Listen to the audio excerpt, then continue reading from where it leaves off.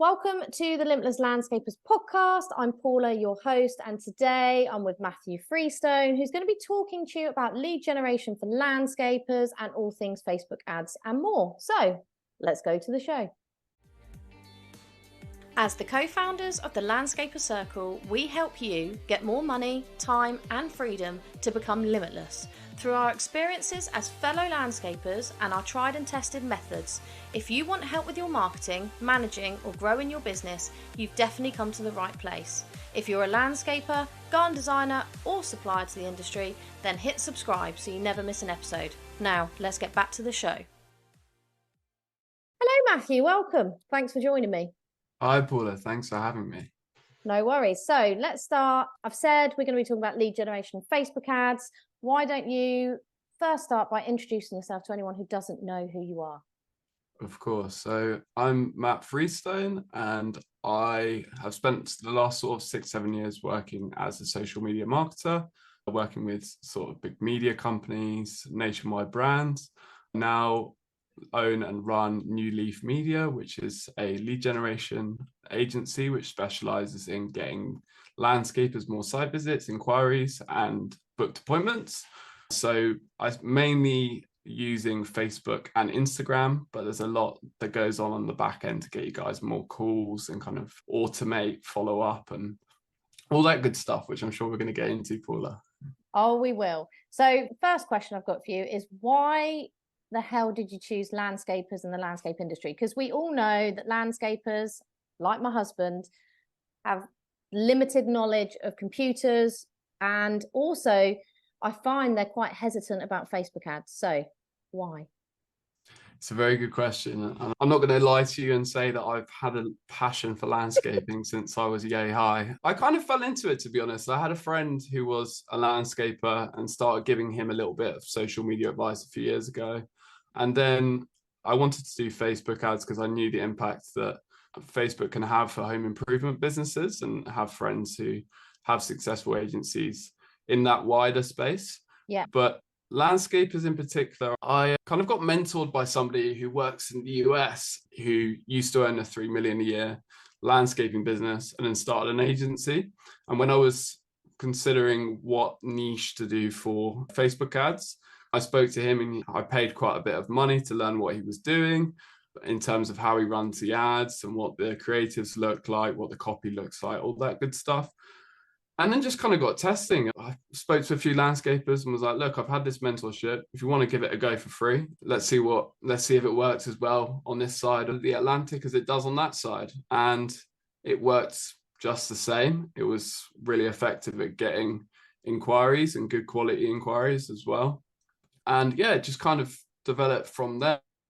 His initial system that he was using, I've made big changes to over. It works, but there was always room for improvement. Yeah. And he was mainly just doing of getting inquiries through Facebook, whereas I've now kind of got a system that not only gets the inquiries, but finds out more information about them, gets them to book in a call automatically in order to alleviate that phone tag that goes on between landscapers and leads, whether that be from Facebook or elsewhere.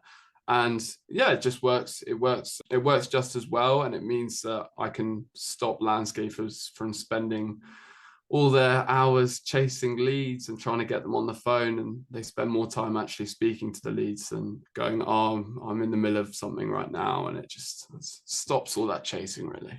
Yeah. So that was quite a long-winded answer to the question, but you love landscaping. I've come to love the space. And the other thing that kind of attracted me was, in comparison to a lot of other spaces even within home improvements or contractors in general, is the photography jumps off the feed a lot more. Like people have such short attention spans on these platforms now. I think the average watch on a video on Facebook is like 5-6 seconds, and that goes down every year as people's attention spans get depleted. They're advertised to more, and by just putting beautiful photos of gardens, people are, oh, what's this? That looks nice. It jumps out in the feed a lot more than a lot of other things in the space. Yeah. On that note, you love social media. You're going to be at the Landscape Show as one of my panel on the how-to social media for landscapers, which is really cool. So you guys, if you come to the Landscape Show, you'll get to see Matt on that panel there. But what would be your tips? Because I get this quite a lot. What would be your tips for getting the most out of social media, aside from just the ads, but from having a presence on there? Because I have a lot of conversations with landscapers and garden designers, and they worry that it's just more of a brand awareness thing.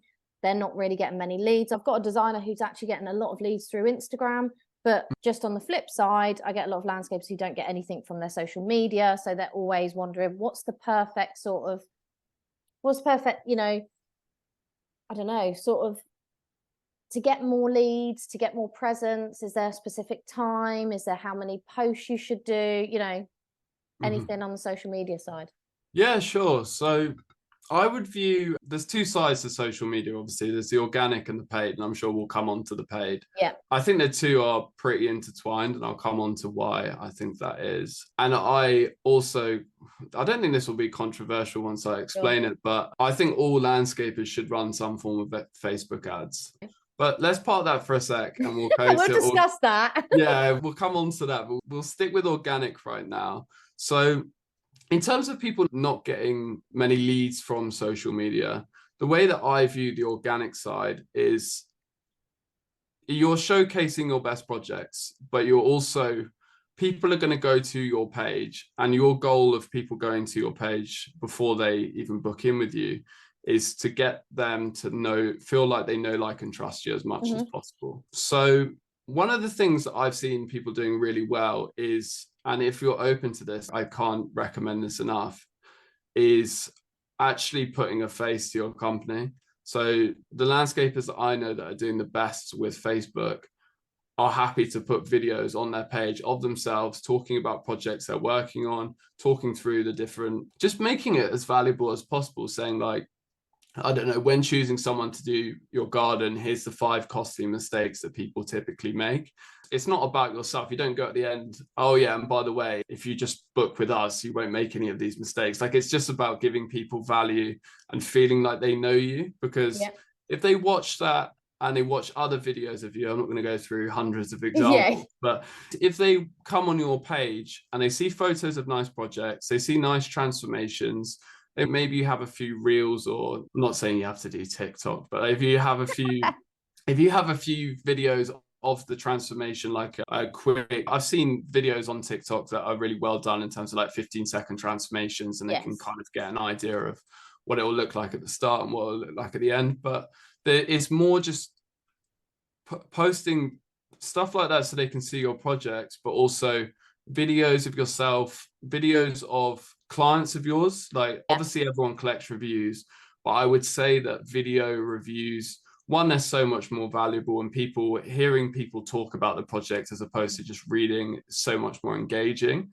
And it's really powerful as well. If you have quite a particular client, quite a specific client avatar, why aren't you getting the people within that avatar to speak about what their garden was like before, why you liked working with XYZ Landscapes, and how that's changed your life going forward? Not only will it create you as more of an authority locally, people can look at that and go, oh, well, they look like some of my mates. They look like people that I would meet down the pub. And it then means that you're not just a landscaper that services that area. You're then viewed as the trusted landscaper for people like them.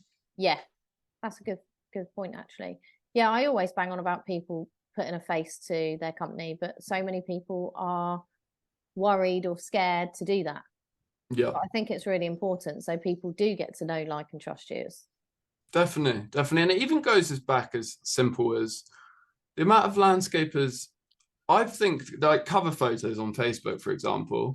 You can put a photo of one of your nicest projects, but I personally think that a cover photo for every landscaper should be a photo of your team. Like, if it's in one of your best projects, even better. Right. A good photographer. Let's get some photos done. Exactly. Yeah, because they don't know who they're dealing with, and you look more trustworthy. That it's not. They go on 10 pages of local landscapers. Obviously, you don't really want to be dealing with those sorts of price shoppers who are going on loads and loads of different Facebook pages. But if it means that they go on 2 or 3 and they land on yours and they go, oh, they look like a nice team. Like, they look like people that I'd feel confident working on my garden. And then they scroll down. There's a lovely video of the founder talking about I don't know, the choices to make while designing your garden, or the things that people don't take into account, or it just means that people know, like, and trust you more. Yeah. It's kind of, they can create videos from like blog titles basically. So when you're Yeah. asking questions, Yeah, I would even repurpose them. Like, if you're already writing the blogs, just hop on Instagram and record yourself, even if it's just on your stories. If you're scared of people putting if it's staying. Yeah. Because like, it can be daunting. I understand why a lot of landscapers like, no, I'm not putting my face on. All my friends are going to hop in the comments ripping me, but it's your business at the end of the day. It's going to have a positive impact on your business. So you can tell your mates privately to just bugger get off. lost, yeah, and just carry on with it. I know. I think it's frightening at first, but I think the more you do it, the more you get used to it. Yeah, definitely. And it does make a difference when people can actually put faces to a company. I hate dealing with faceless companies myself, so it is important in the trust kind of thing. And with social, is the whole purpose. I mean, for me, I make sure all my posts for my landscaping business go to calling or my website, or both, depending on what I'm promoting and doing. Is that what you would suggest, that people push people to their website, or what would you suggest? Is this on Facebook or Instagram? Facebook, or both? Instagram, both, yeah, because they're probably the two platforms where I think the guys we're speaking to mostly hang out. Yeah, sure. I'll start with Facebook. So on Facebook, I would say it depends what your website looks like. If your website looks good and you have a really concise online like form that gets all the necessary information and is going into a primary email address, and you're actually following up with people quickly, then yeah, by all means send people to the website. It's not what I do personally. What I personally recommend is keeping people within the platform at first. And from an ads perspective, like, I would test both. I would test both on your organic content, try sending people to the website. But the thing with Facebook as well is, if you put a website link on your posts, Facebook decreases the reach on the post. Oh, okay, that's interesting. Because you're sending people away from, I mean, the more, you're sending people away from Facebook. So the more attention you can keep on the platform, the better. So what I typically do is put send message buttons on the posts, and tell people to message you through the page. And then you can from there say, hi, so-and-so, would it be okay if I send you my online form so we can just find out a little bit more about your needs, and then I'll give you a quick call to book you in. And it feels, I guess it keeps them within the platform, and people feel very comfortable talking on Messenger. Yes. So don't get me wrong, I'm sure there are landscapers out there who are doing straight to phone call for their organic, because they're using Facebook mainly to showcase their work. They are getting a significant amount of calls through there. It also means you're able to track how many people are coming from which platform as well. Like, you can say, I got this many messages from Facebook this month, and I can see all the names on my Facebook Messenger line up with these people that filled in the form or I got on the phone, and you know the type of results you're getting from the platform. And how does it differ within Instagram? Within Instagram, just because the functionality of the messaging, sometimes messages get lost in terms of going into other boxes. I would still test send message, but I would definitely split test it with sending. I would have your website in bio as well. And then obviously when people inquire, you can have a section on your website box that asks them where they come from. So you still get that information. Yeah. But it's just the functionality is slightly different, and I would still test both. I would still test. Yeah. I think that's the point, isn't it? Any marketing, whether it's social media, whether it's paid ads, organic, whether it's, leaflet dropping, stuff like that, you still have to test and, test and measure, really. I think the massive point that some people do not have time to do, don't know how to do. And that's where you kind of make decisions on where people are coming from and what to spend your money on more. So to get really better at marketing, you have to test and measure. Definitely. Yeah, testing is key. And it's interesting as well, because you're asking me the call to action. Like, the most important thing is having one clear, concise call to action on posts. And that's a big mistake that I see with landscapers, both on organic and on paid social. If you tell people there's 5 different ways, put your email, message me. Here's our address, here's our phone number. And yeah, you can also send an out. Like people just get confused. And if you tell people to do 5 things at once, sometimes their mind gets confused and they don't do any of them. And it's like, if you just had a Facebook post that said, message us, they might have, while their head was trying to work out which way they were going to get in contact, they might have already messaged you. Yeah, it's like when you go to a restaurant and the menu is massive, you can't make a decision. You're like, oh my god, there's too much. Whereas if it's like just you got 5 items for starter, dessert, main, you kind of like, okay, I can make a choice. Yeah, definitely Too many is too much. Exactly. So going on from organic through to paid. Now, this is where you love to be, the paid side of things. Yeah. Some people are hesitant. I've spoken to people who've had great experiences with people who are running their paid side. Some people haven't got anything from it. Some people are trying to do it themselves. So yeah, I'll leave it to you to start where you want to start. But let's talk about paid advertising then in social media. Okay, cool. I'll start because I said that point before that I think everyone should do it. So I'll start there. Start there. Seems like a natural progression. So the reason that I said everybody should do it, and there will be landscapers out there who are really, their avatar is really affluent people. Yeah. And I think that's the case with a lot of the people in your programs. And I'm not going to be the one to tell you that I've had people signing 120 grand projects from Facebook. I haven't as of yet. Doesn't mean it's not possible. Doesn't mean it won't happen. Yeah. But the reason that I said that everybody should use it is primarily because of the Facebook pixel and the advantages that has. So what's the Facebook pixel? Yeah, go there. Yeah. So the Facebook pixel is, I mean, have you ever been on Amazon or you've been on a website and then you think Facebook is following you around and you go back on Facebook and then you complain to your wife that they're listening to your audio and that Zuckerberg is listening to all your conversations. It's much more simple than that. It's just a bit of code that you put in your website, and then once people land on your website, you can retarget them with ads because they know that you've already been to their website. So why do I think everyone should run ads with that is, even if you are somebody that mainly does full garden makeovers, they're starting at 80K, you probably have people that go on your website and one other provider's website, and they're kind of comparing in terms of projects. But if that person then sort of loses concentration of what they're doing, maybe their dog barks and they have to go sort it out or whatever, you can then retarget that person on Facebook with a video of you talking with one of your current or past clients and showing the garden that you've created for them. Creates more trust. You get back in front of them instead of your competitor getting in front of them first. And it just means that you can then kind of follow them around, and they might not be ready. They might be in information gathering stage right now. If you spend a bit of money on Facebook and follow them around for a few weeks, they might go, actually, oh, these guys have really good, I really like the look of their projects. I've seen a video of their founder talking about the projects he's worked on recently, and he looks like a trustworthy guy. And all their testimonials seem very similar to myself in terms of the avatar. And they all seem really happy with the impact that changing their gardens had on their life. So yeah, it's even if it's like a few pounds, like test it and see the results. But where else can you have that in place where they're somewhat interested? Yeah. You just don't know how interested yet, and they haven't taken an action when they've come to your website.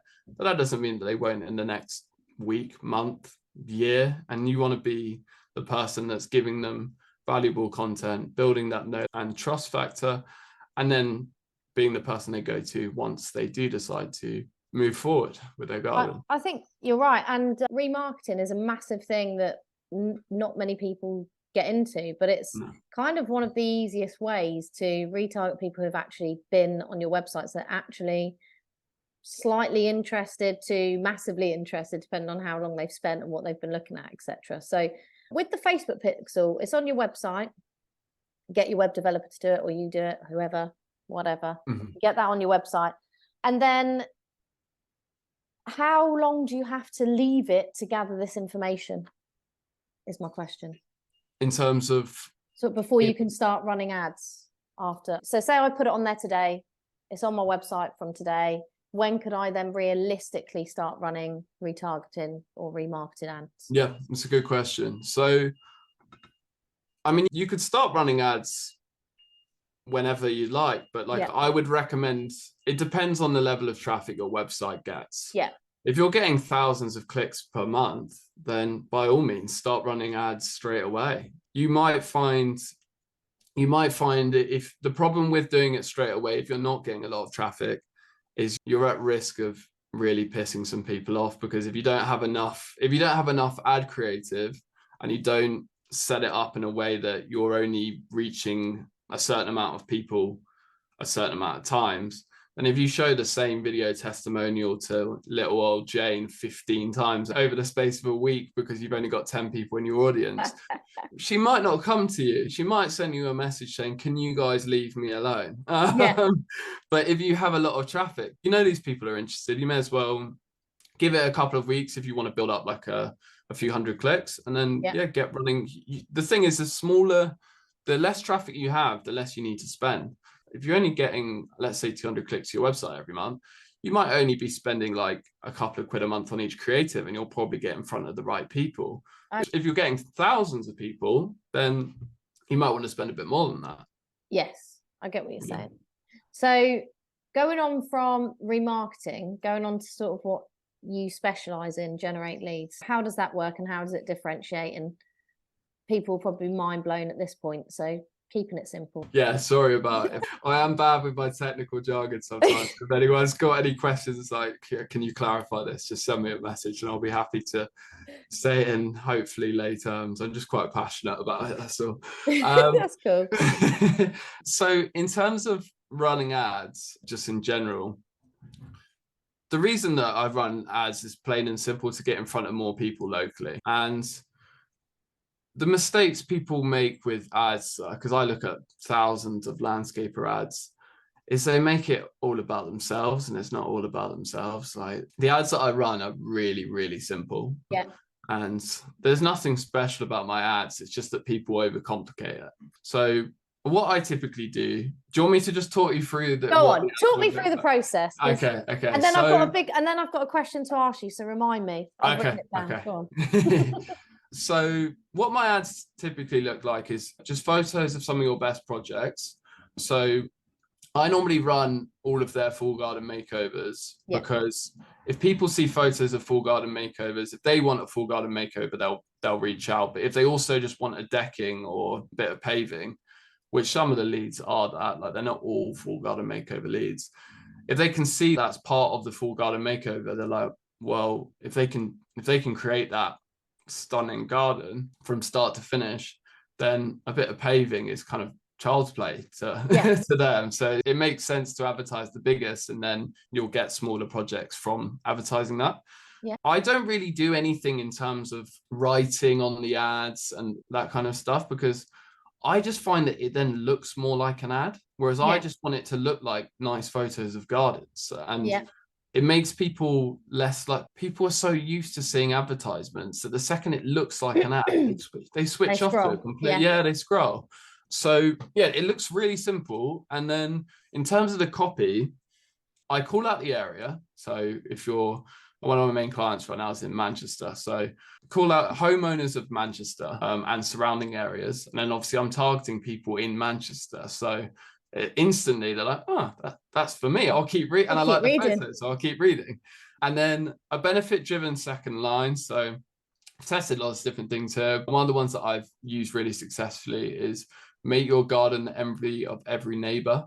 Before summer, I've used— God, what else have I used? There's so many different ones. I test different ones all the time, but the key here is to not make it about yourself. Like, I see people go, homeowners of Manchester, we're an established landscaping company that have been around for 15 years and we've got so-and-so qualification, and oh, are we trustworthy? And it's like, nobody cares. They don't care about you. They will care about you once you speak to them and you show them what else you've done. But in the first interaction, you want to make it about them and speak in benefits as opposed to features of your company.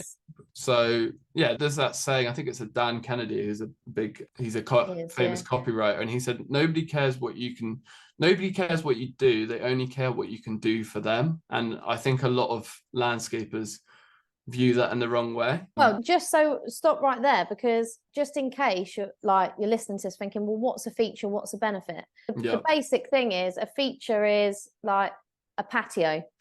We can build patios. A benefit is we can build you a luscious garden that you can entertain your friends and family in. Or have you been wishing for summer nights on outside, enjoying a glass of wine on your patio, etc., etc. So that would be kind of as a basic thing. Feature. What I typically do, because when I start my campaigns, I look at the landscapers, look at all their reviews. Reviews are a really good place to find out the benefits as well. Like when you get a review and it's a more detailed review, have a look at the wording they're using. Like, what impact did it have on them, and how's it changed? Like, I've tested the copy recently that was like, took my horrible, I've changed the wording of this slightly, but took my horrible looking garden into one that gives my friends the wow factor. And I was like, yoink. We'll use that. So I tested that and it works. And reviews, I mean, there's a lot of landscapers on here. I've probably looked through your reviews, I'll be completely honest, because it's great for copywriting. And with Paula, with the features and benefits thing you just said, an easy way to go about it is, so somebody's getting a full garden makeover, I use something called the so that principle. So you think of the feature, so that, what does it do for them? Add those words, and that is the benefit. And it just helps me distinguish between the two, because it can be very easy to speak in features, but as I said, they don't care. They don't care. They don't. They want to know what's in it for them. Yeah, exactly. So sorry, carry on. No, it's all good. It's all good. So line 3, so call out the area, benefit of getting their garden done by you, or just getting their garden done in general.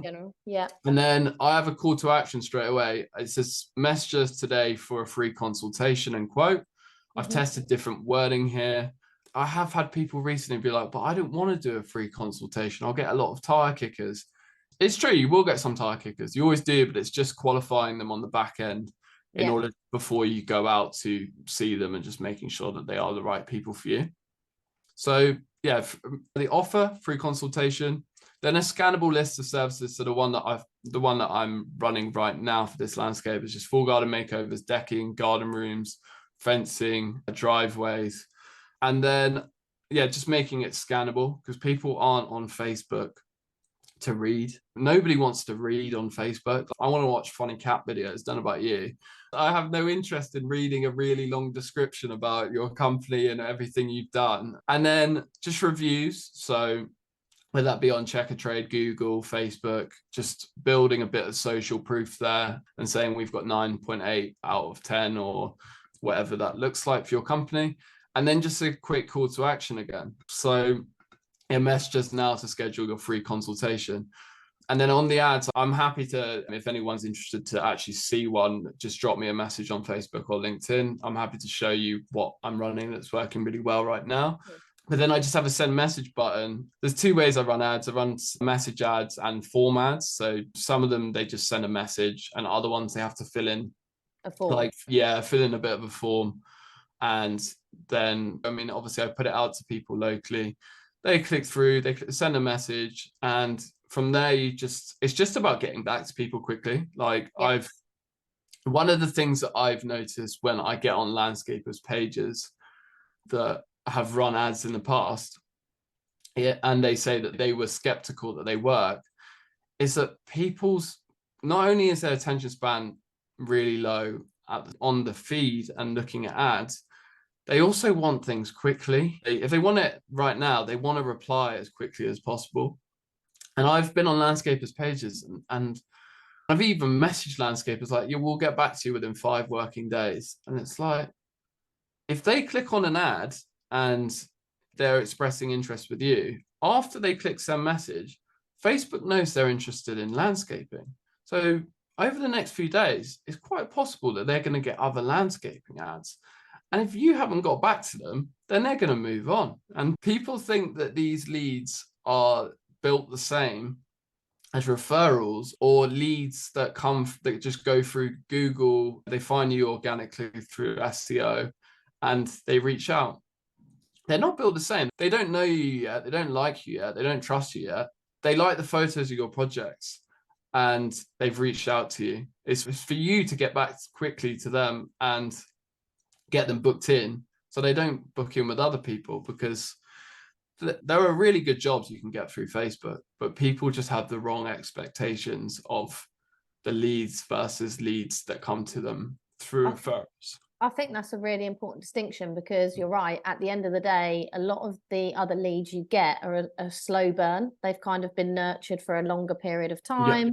They've come in probably from a trusted friend, if it's a referral, or someone that knows, likes and trusts you already. So they've got a bit of a different setup, I suppose. They've kind of been nurtured along the way. You don't have to do as much and they're happy to wait. With Facebook, it's like going into McDonald's or Burger King. It's kind of a quick churn. People want, you know, when I've sent a message to people on Facebook, if I'm inquiring about something, if they haven't responded within a day, I'm off. I'm looking for someone else. And yet it'd be different, like, if I'd found them a different way. If you think of it, it's kind of like a fast-paced, that's what social media is. It's a now generation, isn't it? They want it now. Definitely. And especially the people that, if you can get back to people quickly, like I've told people before, a 1 minute response time can lead to nearly 400% more conversions. So I actually have something, and this might be quite hard to understand, that I use for my clients, which is like a chatbot that, and I'll explain, you know what a chatbot is. I know what a chatbot is. Yeah. For your audience, it's just like an automated conversation. I'm sure you've dealt with them before. It's automatically, as soon as they express interest, they click send message on the ad. It finds out what sort of project they're looking for, where they're based, their postcode, their phone number, their email. And then it does all of that within the space of about 30 seconds. So compare that experience to somebody where they send a message and then they don't hear from you for 48 hours. It just means that these people, like, at the end of the chatbot as well, they can book in a call with you. And I have a system that automates call booking. And it just means that they're in terms of, like, from a customer service perspective, their first experience with you is completely different to most other companies they've dealt with. Like, they've got an instant reply, they've told you a bit about your project, and then they've booked in a call with you, and it all happens within about a minute. And it's like, these companies seem to know what they're doing. And like, I feel like I've already been looked after by them, even though you haven't lifted a finger. So it's it's fully automated. So it's not, you know, anchored on their time. It's not based on how much time they've got to do it. If you do all of that bit first, I know they've then got to take the call, but of course that's all booked in for you. Yeah, exactly. So it takes a lot off the plate. So who is your ideal, like, who gets the best results out of this? What type of landscape, or what sort of projects are they going for? Yeah, sure. So typically, I mean, the project price that I am typically helping landscapers get is anywhere from sort of 10K up to, the biggest I've had so far was 48K. Okay. That doesn't mean to say that it's not possible. Yeah, it's not possible to get bigger projects than that. The only thing that I would say, and I'm being completely transparent here, Paula, is that I think in the UK, anyway, most people that are having a 150 grand garden done are going to go to a designer first. So if you do full design and build, it might make more sense to market the design side of, it's not something I've done as of yet, but you might want to market the design side. And then from there, once you've got the lead, you can then pitch yourself as the right people to build it. And you would have built that relationship there. Yeah, absolutely. Some of my landscapers right now, they don't do in-house design. Okay. So what I'm recommending to them is, in terms of the sales process, some of these people will have multiple quotes. Some of the leads will be getting multiple quotes. So it's a case of going out there, finding out more about their needs. And some of them are doing sort of a very basic design in order to build trust with them. They do get paid for it, but it's not like some of the designs that some of your designers are working on. It's just for them to get an idea of the vision more and separate themselves from the man with a van that's going to do it for less. Because I have a lot of landscapers that want to ask budgets all the time. And for cold leads, asking budgets is fine. But a lot of people, one, don't know their budget, and two, their budget is very malleable. If you ask somebody what their budget is for a car, they might tell you it's 10 grand. But then if you tell them they can get a Lamborghini for 30 grand, they'll find a way to get 30 grand. Yeah. If you put together a package for them and they like the look of it, you might then come in and go, do you like what it looks like? Okay, I can give you a quote for that. And then they might go, oh, that's way more expensive than what I was thinking. But you spent time with them and they like the look of it. They might go, well, how can we work together to make this work? And their budget, I've heard of people, they've given this basic design and gone, all right, do you like the look of it? They've gone, we love it. And then they go, okay, do you want a quote? Give them a quote and it comes out at like 25 grand. And they go, oh my God, we've got 13 grand. It's like, okay, well, how can we work together to make this work? And then from there, it's ended up being like a 20 grand project because they've added things after. They ended on 18 grand at the quote and then they've added things. Sorry, it's a really long-winded answer to a very basic question. I have a tendency to ramble.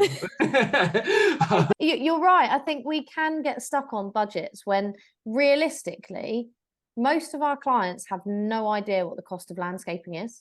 Mm-hmm. I haven't come across many clients who haven't had to have some sort of education on, if you are looking for this, it's going to cost this. Your budget that you're telling me will only get you X. If you want Y, we need to work out what's the most important things to you. Yeah. Can we make things smaller? Can we change the product? Do you definitely want that mad water feature, or would you be happy not having that water feature and having some lighting instead? Or do you get what I mean? It's all about going through that with the client. It's no different to when people buying a house. You might have a budget in mind. You might have a house in mind. You've always got that dream, haven't you, of I want it to have all of these, and then you have a bit of a reality check when you go and see what you can actually afford, and then you have to start to decide what's the most important to you. And it's the same with a garden or a driveway or whatever they're having done. They have a dream list and that's there, and then we can work towards, the middle ground, I suppose. If it's important to them, they'll find the money. You're right. If it's not, then you drive it back to their original budget. Yeah. And the thing is with the leads, like my clients do charge for that basic design. They find somebody who can do designs that, as I said, they're nothing compared to the sort of designs that I've seen elsewhere. Yeah. So they see that as a qualifying process as well, because they've gone out and seen them, they've taken measurements, but then they've said, do you know what? I think it'll be really beneficial for you to do this. And I think it could actually save you money in terms of you understanding what you want. But it just builds it helps qualify them, and it builds the relationship at the same time. And they then see you as kind of a trusted advisor. As when people turn up and they go, well, for a cold lead, what's your budget? People are like, well, I understand why landscapers ask it, because they have to know for materials sake. Yeah. But I feel like the average Facebook lead is then scared, like, well, whatever I tell them now after this, they're going to push to the budget, which means they're not even honest about the budget they give you anyway. Absolutely. But I think you're right. Again, it's noticing the difference between each type of lead as well, and how you take them on that journey and planning out that journey. Like you say, it's a qualifying process. And some, when you're getting it organically through SEO, it's definitely a slightly different qualifying process than if you'll just running ads and getting leads directly from ads, particularly on social. Yeah, definitely. Like if you have a lead come in as a referral, one, they trust you enough to tell you your budget because they've already heard good things about you, and two, they already probably know roughly the cost of things. They will, because they would have had that conversation with their mate, weren't they? Like, how much that costs? Exactly. So they're going to be more open with you, whereas these sorts of leads is just a bit of a process there. I think it's about the nurturing process, and you've got to be able to sit there and put that kind of process in place. Like, how are you going to respond? What is the aim from the first meeting? Are you going to push them to a design? Are they just a quote, etc.? So it's about thinking about that, isn't it, before you just dive straight into putting on your first ad or getting someone to do it for you. I do have a question, actually. Boosted posts. What's your thoughts on that? Because I get this question all the time, and I've never really had an answer for it because I never really delved into the advertising side enough to know. So go on, tell me, boosted posts, good or bad? Bad. I knew you'd say that. I've had conversations with a few people and just wanted to but why? Because people go, but it's easy. I can just press boost post and it will go to loads of people. Yeah. Yeah. It looks really attractive, doesn't it? That Yeah. button where they go, oh, spend £10 and you'll reach 200,000 people. Well, I've inflated the numbers there massively, but I get why people do it, because that when they show those notes, you're like, oh, that's so easy. I'm just going to click it. And I'm not saying this, by the way, to make it sound really complicated. So you think, oh, well, if it's really hard and I shouldn't just be pressing boost, then maybe I should speak to Matt and get him to do it because this all sounds so complex. No, it's honestly waste your money. Like, you've got to think they make it easy because it doesn't spend your money in a way that's most beneficial. So why is that? There's a few reasons. One, you have less targeting options. So if you use the Facebook Business Manager platform, so business.facebook.com, you have more targeting options. So you can't do Facebook pixel, like I mentioned earlier, through just boosting. You also can't do a lot of the sort of demographic targeting that you can do, whether you're going after people that are in certain professions, all that kind of good stuff. There's not as much detailed targeting. Yeah. Also, they waste your money on placements that are not known to get good results. So, like, for example, if you boost a post, you're using all of Facebook's placements. And what do I mean by placements? So, have you ever seen ads on the side of like articles and stuff like that? Yeah. Those sorts of ads are never going to have as good of an impact as an ad that's in your feed. Yes. So, and if you click boost, you're letting Facebook put your ad wherever they want.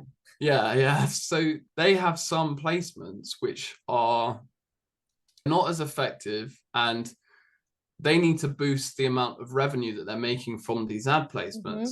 So they use people like yourselves as pretty much their guinea pigs and revenue boosters by putting it on the platforms that are on the ad placements that are really not going to get you very good results. Also, what I find with boosted posts, and I hear a lot of landscapers now, I haven't used boosted posts. I have before, but I haven't used them for a long time. I haven't either.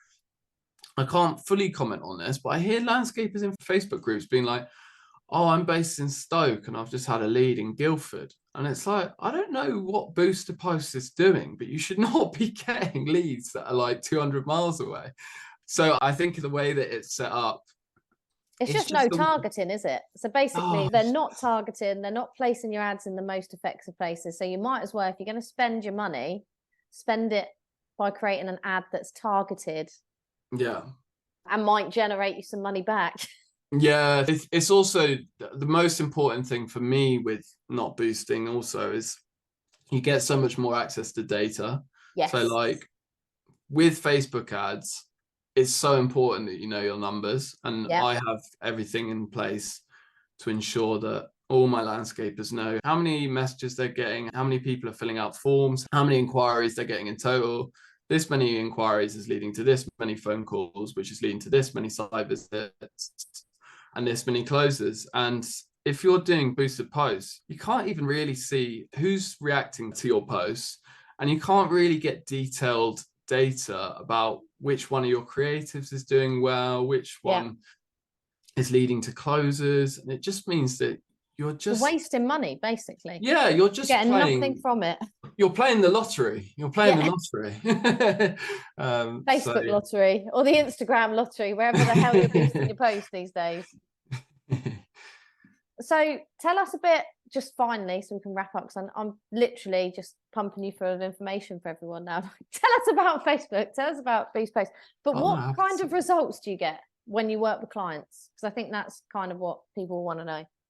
Yeah, sure. So, I mean, one of my clients recently, he closed, it was 63 grand in the first 6 weeks. Wow. So my goal is in the first few months, by sort of month 3, to be hitting 40k per month in terms of new revenue.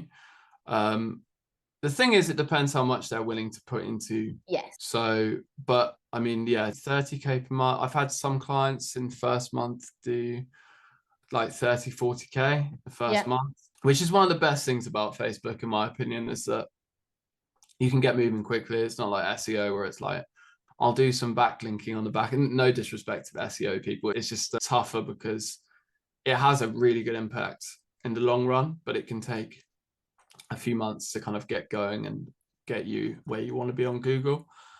So yeah, I aim for a few new projects a month, and yeah, as they increase their ad spend, it can go further. It can go mad. Yeah. In order to get, because I know this would be a question that would pop up, it would in my mind. So the guy that got 68 grand back in a month or 6 weeks, whatever it was, what kind of ad spend are you looking to spend? I know it's only tough because obviously you can't give an exact number, but like kind of what are they spending to get sort of the 30, 40, 50, 60 grand back? Yeah, sure. So he's actually not spending as much. He's in quite a cheap area. Yeah. He's now spending £800 per month Okay, on so on a pretty just the good landscaping. return on investment. Yeah. Yeah, you know, it's a really good return on investment. I mean, obviously profit margin has to come into play. Like, I'm not saying that he spent £1,600 on ads and got 68 grand in full profit in his back pocket. That'd be lovely, but probably unrealistic at this point. So yeah, and that's kind of the level that I look to start spending at. Yeah. £800 per month, because you can kind of, from that in the first month, you can get an idea of all the numbers I just said. And after that, it's a process of just saying, well, you want to grow. If you want to grow faster, then it's costing you this much per site visit and you're closing at X%. Yeah. Let's start spending more. Yeah. And he started spending more, but he's launched a pergola business. So I'm trying to widen what I do in terms of just sort of wide. Yeah, try and get more specific with the services that I can help people with. That's cool.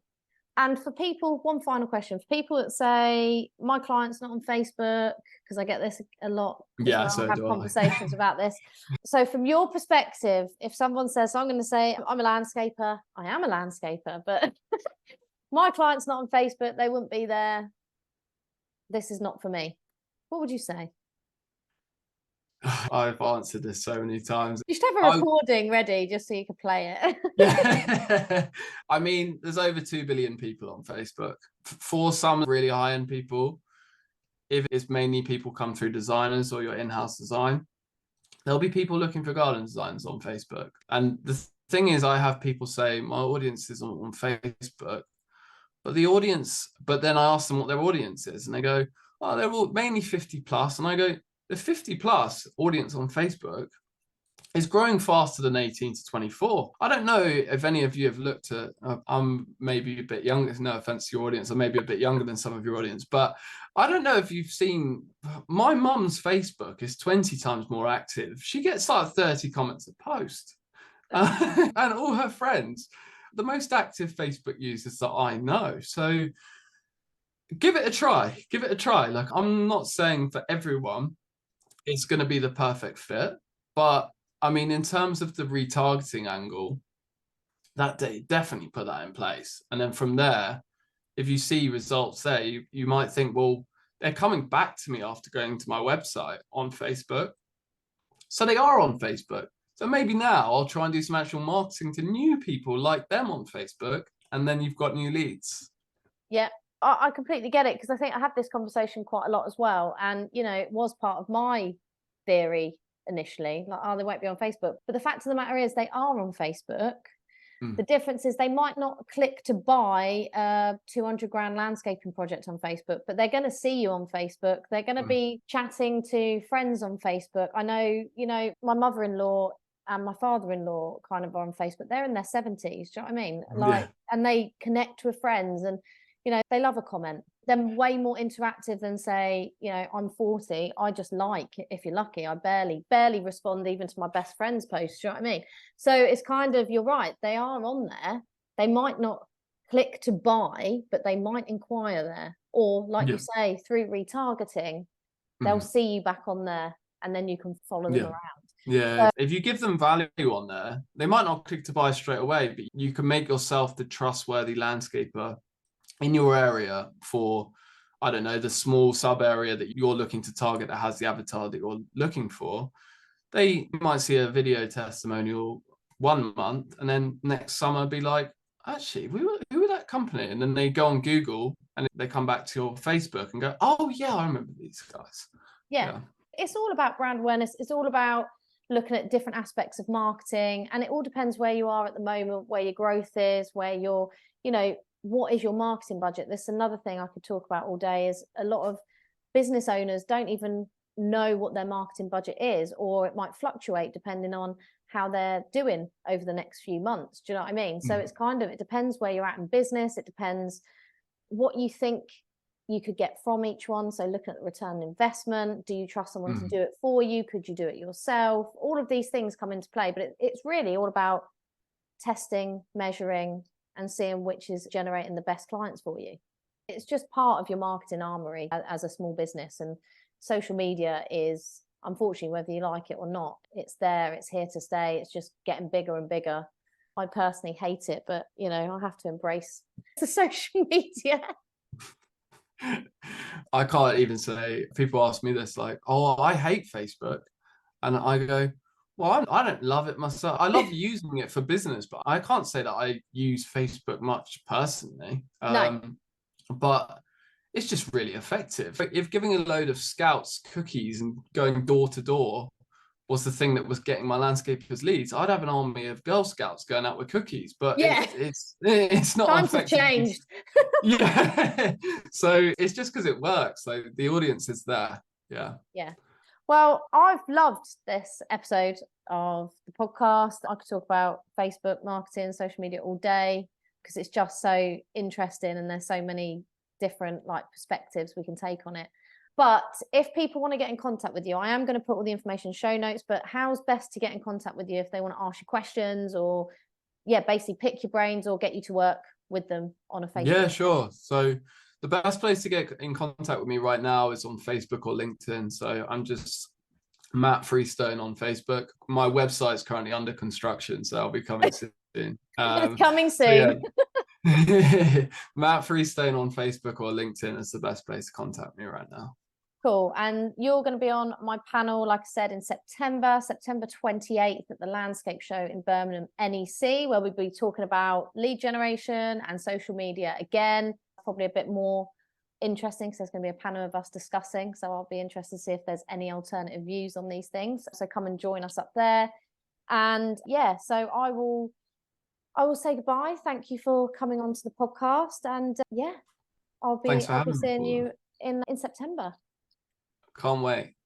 Thanks so much. So that was just an insane episode. I don't know about you, but I've taken quite a few little nuggets away for me to put in my landscaping business that I wasn't aware of, or I've basically just forgotten about. I definitely have the Facebook pixel on my website, but I really need to do stuff with it. So honestly, if you want to speak to Matt, he knows so much about social and Facebook ads, and he gets a lot out of Facebook for people, particularly landscapers. So give him a shout if you want any help, because he's pretty good with giving you some information stuff, as well as if you want to work with him.